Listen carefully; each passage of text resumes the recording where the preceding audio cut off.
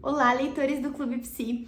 Hoje vamos mergulhar nos capítulos 6, 7 e 8 do livro As Coisas que Você Só Vê Quando Desacelera, sobre os capítulos A Vida, o Futuro e a Espiritualidade. Nesses capítulos, o autor nos convida a refletir sobre como desacelerar pode transformar a nossa perspectiva sobre o tempo, o propósito e a conexão com algo maior. Vamos juntos explorar essas ideias e colocar na prática? Vamos começar então pelo capítulo 6. Vida. Aqui o autor nos lembra o quanto a vida é preciosa, mas muitas vezes nos perdemos em preocupações que nos afastam do presente. Ele reforça a importância de cultivar um olhar mais atento para a realidade e agradecido para os momentos simples da vida. Haemin Sunim nos lembra que não precisamos viver vidas aceleradas para sentir que estamos progredindo. Nós precisamos encontrar o nosso ritmo certo. Ele reforça que o valor da vida não está na quantidade, mas na qualidade. E isso, leitor, tem muito a ver com a terapia cognitivo-comportamental. Porque na TCC, nós entendemos que precisamos identificar aqueles pensamentos disfuncionais que nos atrapalham a ter realmente uma vida saudável e leve. Como, por exemplo, preciso fazer tudo agora. Esse é um pensamento que nos acelera e faz com que muitas vezes a gente não consiga curtir a vida. Então, o certo é nós tentarmos substituir esses pensamentos para pensamentos mais equilibrados. Como, por exemplo, eu tenho tempo para priorizar aquilo que é mais importante. E agora eu quero ler para você alguns trechos do livro que chamou mais a minha atenção. Aqui na página 177 diz assim: na vida há muito mais momentos comuns do que extraordinários. Felicidade é encontrar instantes de alegria nesses momentos corriqueiros. E não é isso mesmo? Sempre que eu pergunto para os meus pacientes, por exemplo, agora nas férias, né? Qual que foi o momento mais legal da tua viagem, mais importante das tuas férias? E eles não me respondem é porque eu conheci tal lugar, porque eu fiz aquilo. Geralmente me respondem assim, foi porque eu pude passar um tempinho mais com a minha família. Foi aqueles momentos normais ali, da gente junto, conversando, de descanso. Acredito que você também, né, leitor? Se você parar para pensar quais são os momentos mais felizes da tua vida, com certeza você vai lembrar de momentos excepcionais, viagens que você viveu, mas aquilo que mais nos toca não são coisas básicas do dia a dia? Um olhar, um abraço, um carinho. E por isso é muito importante nós cuidarmos do nosso ambiente para ter uma vida saudável e leve. Aqui na página 178 diz assim: o lugar onde vive molda você. Você mora num lugar que contribui para a realização dos seus sonhos? Ou seja, nós precisamos também cuidar para que na nossa vida nós possamos viver momentos de amor. Na página 183 diz assim: o amor pode mudar a vida das pessoas, não as ações de moral. E aqui também na página 182 tem uma frase que me tocou bastante em relação à nossa profissão de psi, para quem aqui é psi ou estudante, né? A admiração não vem com facilidade. Em vez de estabelecer a meta de se tornar rico e poderoso, mire mais alto, torne-se admirado em sua área. Psi e leitor, que é de outra área, não é assim mesmo? Nós não queremos nos tornar admirados, não necessariamente ricos, poderosos, mas se a gente sabe dar o nosso melhor e é reconhecido pelos nossos colegas, isso é muito bom, né? Talvez seja uma meta de vida. E aqui no finalzinho ele fala sobre 3 ideias libertadoras para a sua vida. Página 186. Em vez de se preocupar com o que os outros pensam, dedique-se aos seus sonhos. Ai, que lindo isso! É realmente você aceitar quem você é e seguir em frente para o que você quer na sua vida. Página 189. Sonhe alto, mas comece de baixo. Um pequeno ajuste pode ter um grande efeito em sua vida. E aqui ele vai falando sobre como a gente pode construir a vida dos nossos sonhos. E por fim, uma verdade libertadora para mim. Diz assim na página 195, que é a última página do capítulo. Uma ironia cruel. A recompensa de alguém que trabalha duro é mais trabalho. Eita, leitor, né? Espero que esse capítulo tenha te feito refletir bastante sobre a vida que você está levando e a vida que você quer ter daqui pra frente. Vamos para o capítulo 7? Mas antes disso, eu quero deixar aqui uma dica para você, psi, poder fazer com os seus pacientes. Experimente propor para vocês fazerem juntos uma linha do tempo da vida do seu paciente em terapia, para que ele reflita os momentos mais importantes e significativos de sua vida e o que esses momentos o ensinaram. Isso ajuda ele a perceber que toda conquista, todo amadurecimento leva tempo.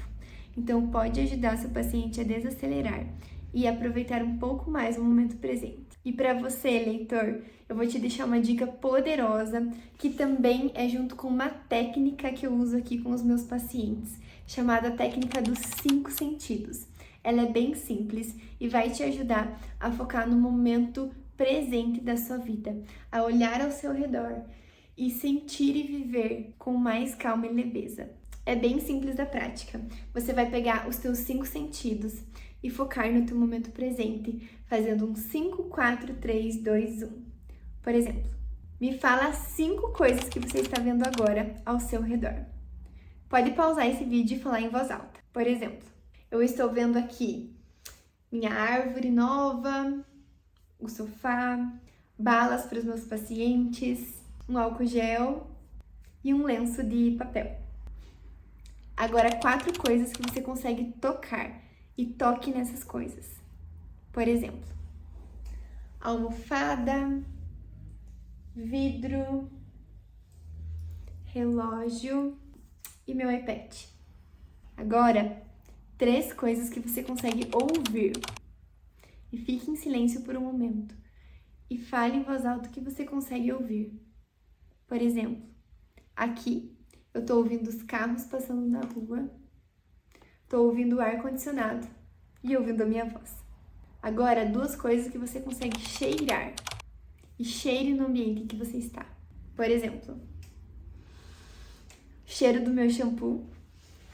E também tenho aqui esse cheirinho da minha sala. E por fim, uma coisa que você consegue sentir o paladar. Se você tiver água, um biscoitinho, alguma comidinha aí no seu ambiente, coma nesse momento, beba nesse momento e sinta o gosto.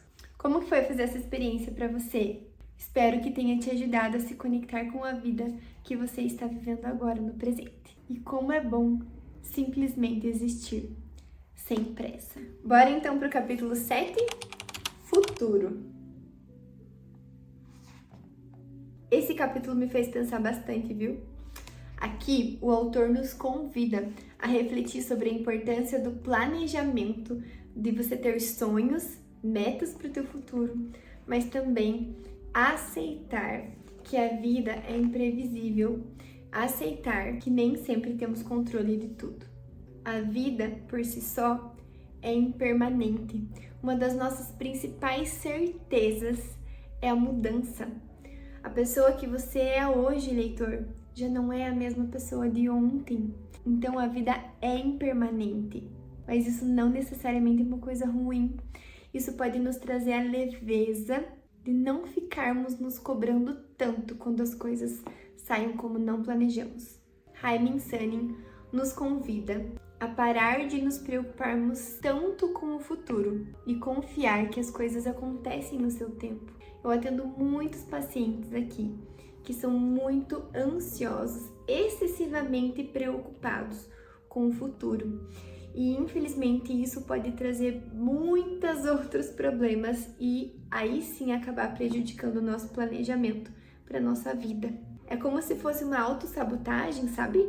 E esse ensinamento do autor nos conecta com a TCC, porque aqui a gente entende que existem muitos pensamentos disfuncionais, pensamentos negativos que nos fazem se sentir cada vez pior, mais ansiosos.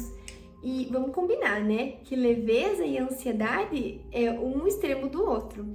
Então, para que a gente possa ter uma vida mais leve, uma leitura mais leve, nós precisamos não estar tão ansiosos, precisamos diminuir as preocupações com o futuro. Então, como que a TCC ajuda os pacientes nisso? A trabalhar aqueles pensamentos catastróficos, que é quando a gente pensa que o pior pode acontecer. E assim tentamos, junto com o paciente, substituir esses pensamentos por pensamentos mais racionais, um pouco mais positivos, um pouco mais otimistas do que os pensamentos catastróficos. Eu vou dar um exemplo.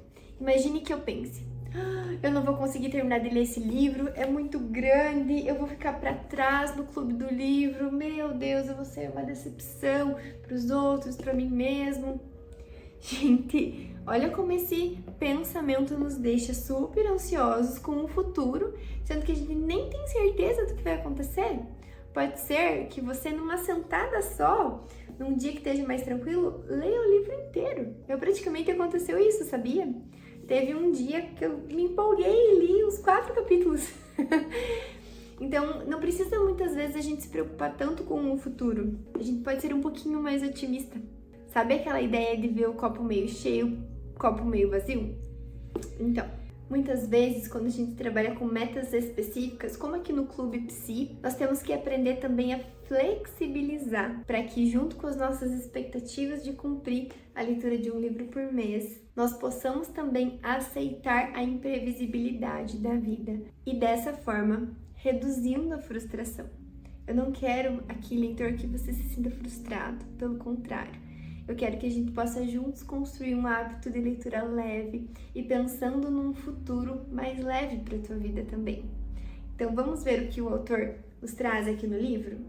Tem vários pontos que eu achei muito interessante, mas aqui bem no comecinho, quando ele tá falando um pouco da vida dele, me chamou a atenção uma história que ele conta, que uma professora, que era muito rígida na escola, que ele tinha até um pouco de medo dela, uma vez ele foi na casa do amiguinho dele e a mãe desse amiguinho era professora. Ele ficou com medo, assim, de como ela ia agir com ele, né, por ele estar ali brincando, fazendo bagunça, mas em vez dela corrigir ele, ser rígida, ela falou isso daqui pra ele.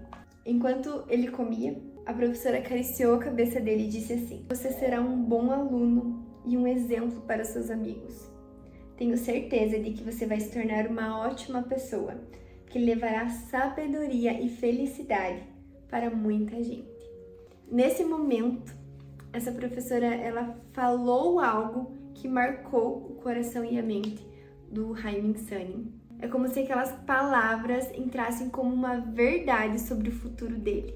Que interessante isso, né, leitor? O que isso quer dizer? Que muitas vezes nós podemos construir um futuro melhor quando nós temos palavras positivas sobre nossa vida. Quando pessoas nos falam coisas positivas, mas também quando nós mesmos falamos isso para nós. Temos pensamentos positivos. Tá entendendo onde eu quero chegar? E aqui ele diz assim, que sem suas palavras generosas, eu não teria tido a confiança necessária para alcançar o sucesso acadêmico.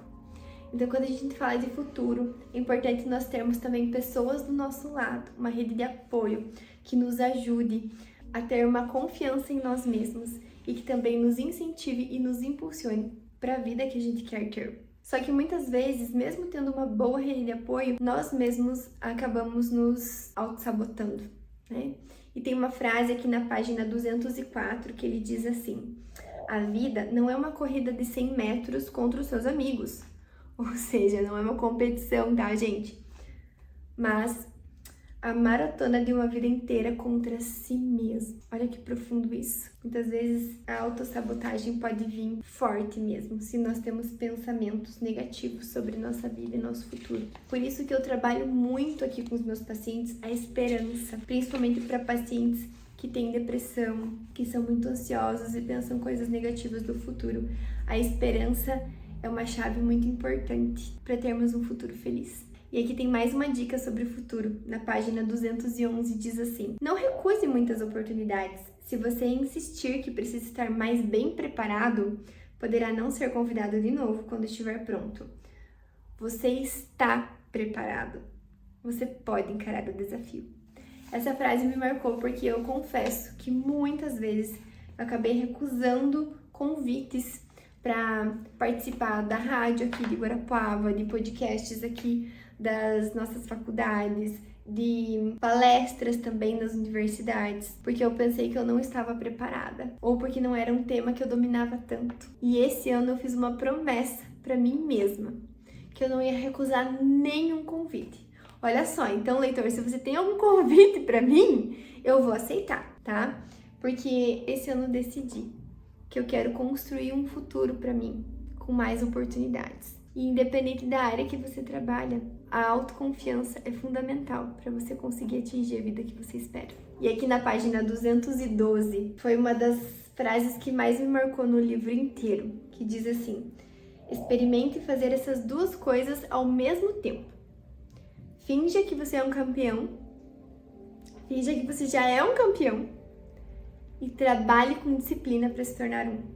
A diferença entre crença e realidade logo não existirá mais. Tem vários livros que falam da importância de você afirmar coisas positivas sobre você mesmo, de você já agradecer por aquilo que você quer, almeja, mesmo que aquilo não tenha acontecido ainda. Então aqui fala sobre você ter um caminho muito bem traçado do que você quer, você conseguir se visualizar naquela conquista, naquele futuro, e você ter disciplina para alcançar aquilo que você almeja. E é isso que eu desejo para você, leitor, que você consiga alcançar o futuro que você almeja. Aqui na metade do capítulo 7, ele também tem uma parte que fala sobre em busca da vocação. Eu achei bem interessante, porque ele fala sobre algumas pessoas já ter alguns dons inatos ali, e é claro que nós possuímos nossos próprios interesses, mas que para que a gente possa encontrar uma vocação, a gente precisa experimentar coisas diferentes.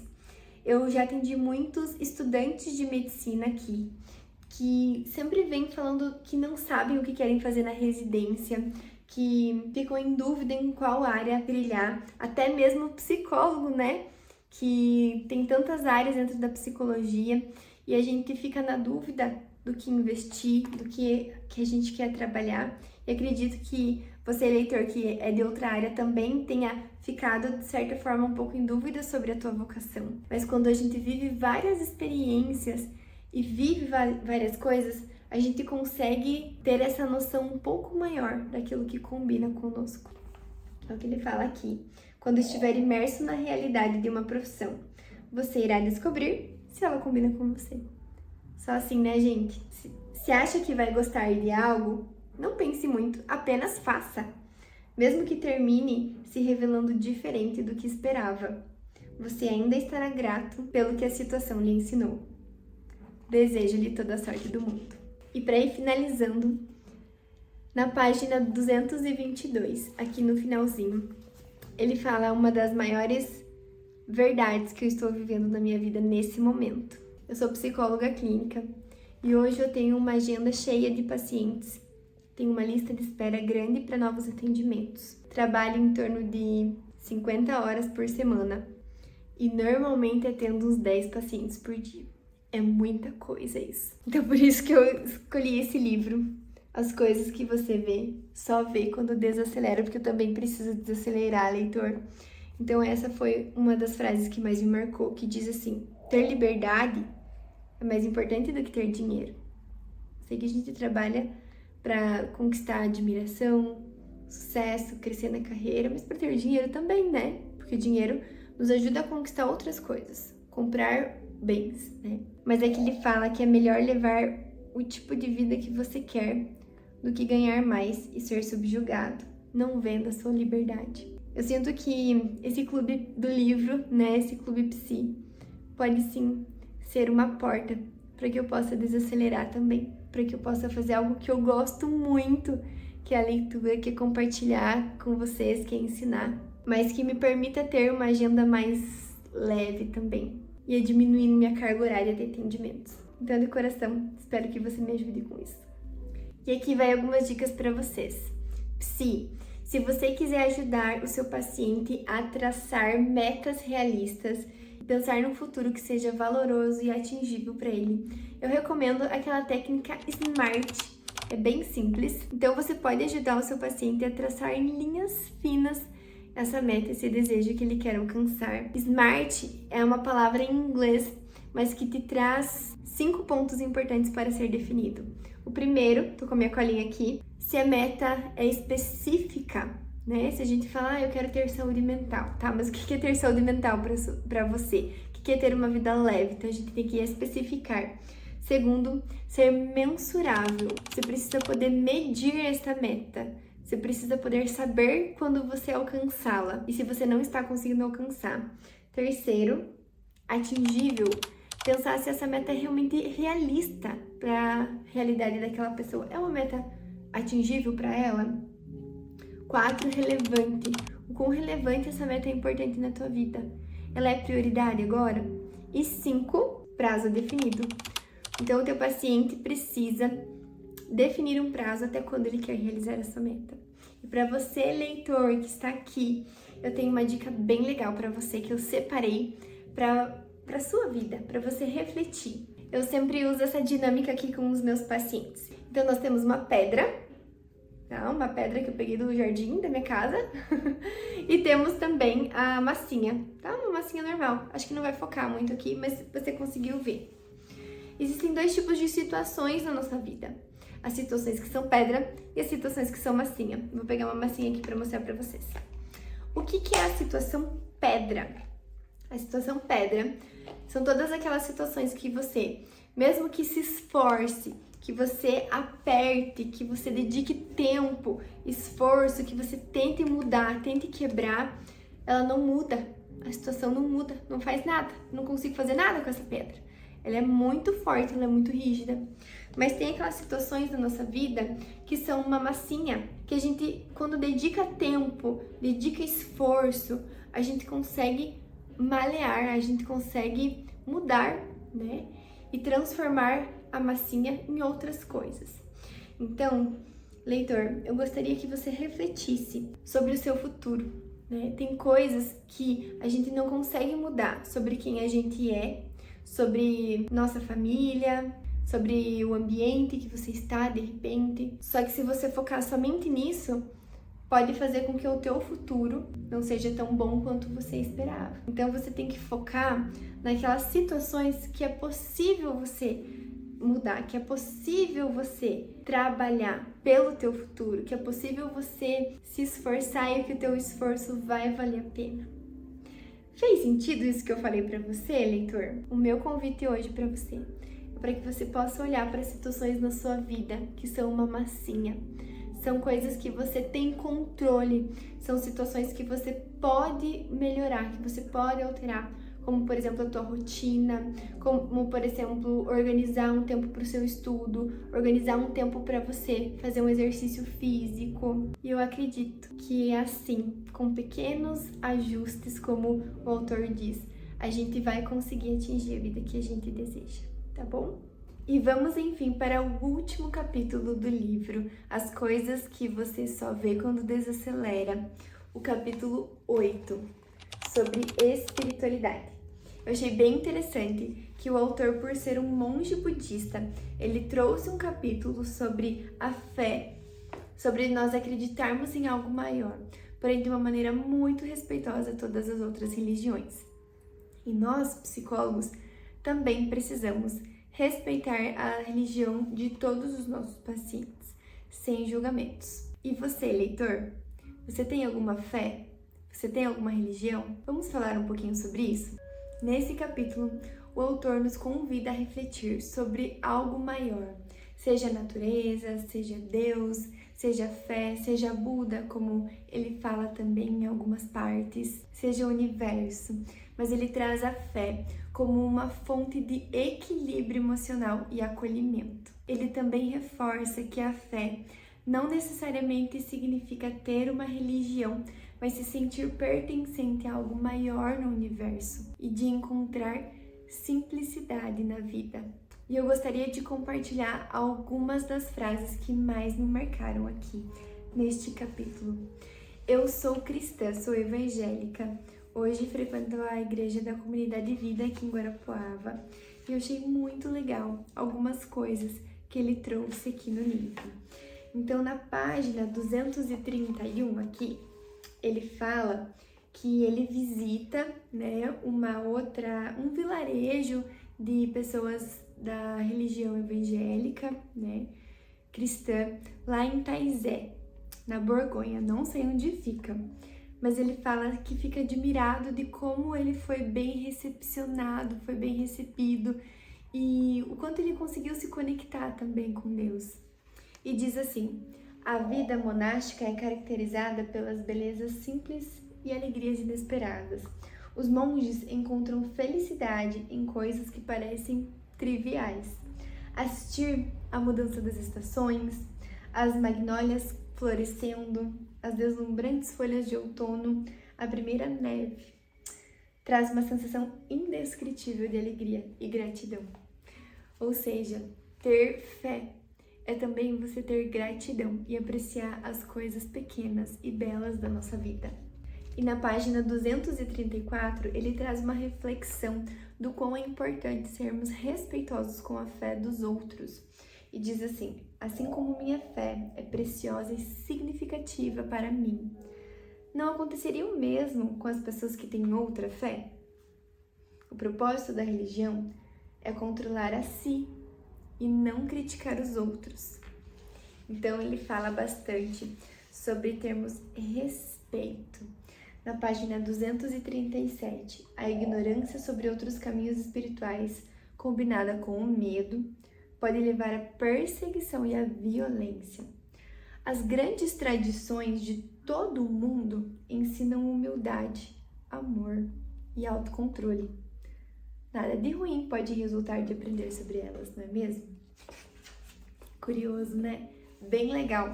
É claro que é muito importante você ter convicção da sua fé e acreditar profundamente, mas respeitar a religião dos outros também, sem gerar aquelas discussões, aquelas agressividades e até violências verbais. Ele traz até um versículo da Bíblia, Mateus 7,12, que diz assim: assim, em tudo façam aos outros o que vocês querem que eles lhe façam, pois esta é a lei dos profetas. Então dá pra ver o quanto ele pede por respeito.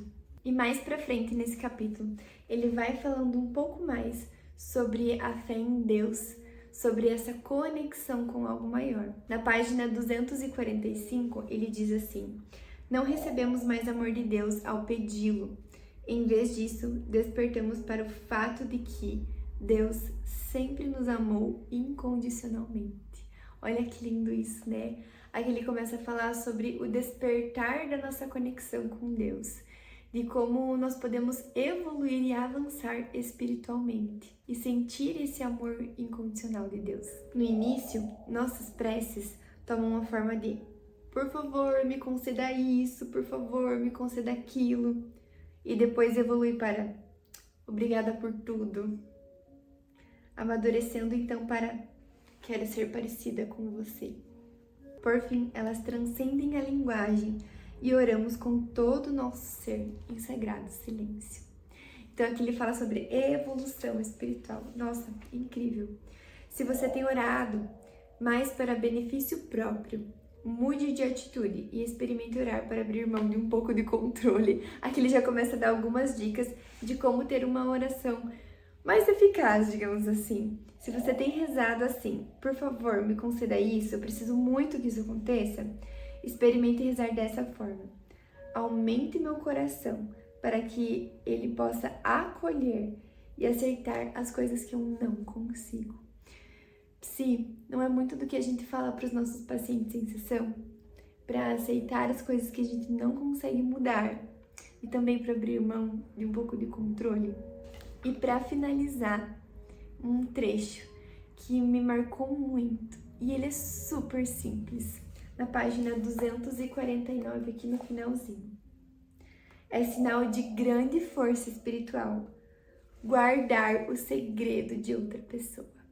Nós, psicólogos, temos um sigilo profissional muito importante, que é para justamente o paciente ter essa liberdade de ser quem ele é e poder falar sobre tudo que ele quiser em terapia.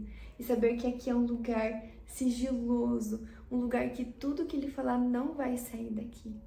Então, quando você guarda um segredo, você atinge um nível espiritual maior. Que lindo isso! Isso não nos faz, nós psis, termos um propósito maior na nossa profissão. Eu, Anne, sinto muito que eu escolhi a psicologia por um propósito de Deus. Eu sou muito crente, assim, sou muito fervorosa na minha fé.